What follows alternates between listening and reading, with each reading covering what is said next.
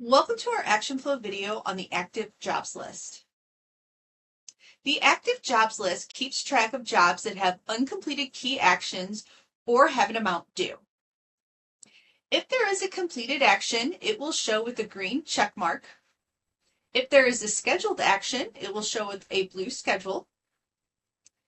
And if there is an action that has not been completed or scheduled, it will be blank.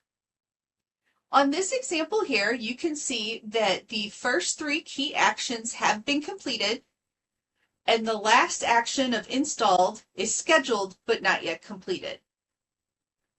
On the very last example that we have three completed key actions, and the last action of install has not been scheduled.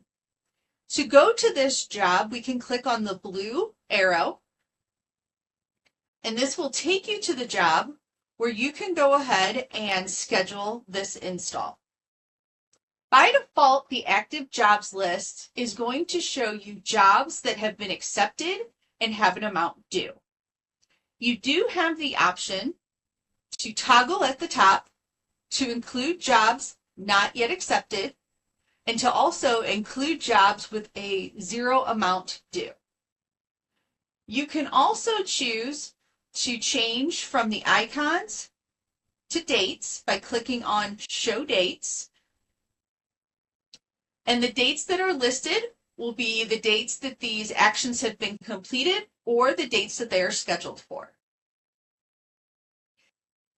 In order for this list to provide the most data, each person needs to complete their Do Now actions each day so that this list accurately tracks the state of your jobs.